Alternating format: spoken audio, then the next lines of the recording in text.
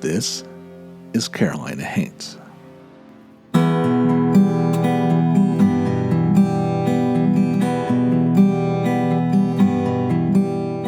Carolina Haints presents Folk, a show about our stories.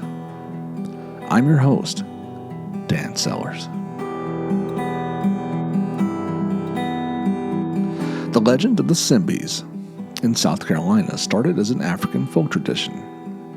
The original storytellers believed that the Cymbee was a water spirit that secretly hid out in slave runners destined for America. Many slaves of the time period believed that strange waters were inhabited by the Cymbee, and they often encouraged others not to venture those waters. Cymbees were a common belief among those who practiced hoodoo. For the most part, they were things to be avoided. It was thought that Cymbees inhabiting a particular area could negatively impact the fertility of nearby residents. Some saw the Cymbee as guardians of those strange areas. A certain amount of respect was given to the Cymbee and the various spots and swamps and marshes where they were said to inhabit. After all, whether you admired or feared the Cymbee, a healthy amount of humility and respect was in order.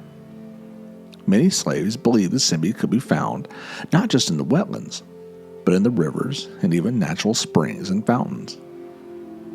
Because the low country was inhabited by slaves with varying beliefs originating from all over West Africa, there's not necessarily one accepted description of the Cymbee. Some have thought they resemble large sea serpents. Some believe that people with webbed feet are descended from the Cymbee. But most common descriptions tend to sound similar to the Anglo-folk creature, the merpeople.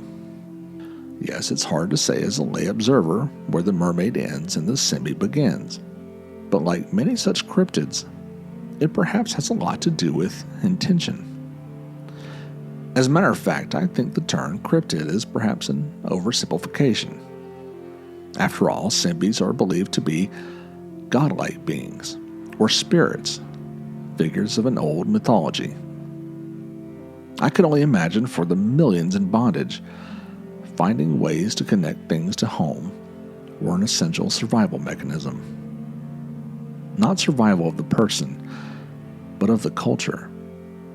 A culture they were completely cut off from, but continued to recognize and pass down to future generations through stories, song, and, yes, folklore.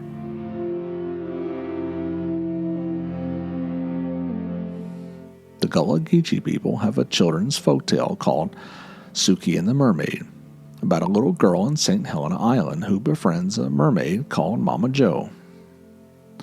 In the story, Mama Joe gives Suki gifts and treasures, and even brings her down to her underwater cave. No one knows the exact etymology of this tale, but it's a popular story in a place where Cymbees are thought to inhabit, for better or for worse. Like most legends, the Cymbees may be feared by some, beloved by others, but for those familiar with hoodoo and root work, they're not just some tall tale. They're actual spirits of the water. They're old, and they're not to be taken lightly.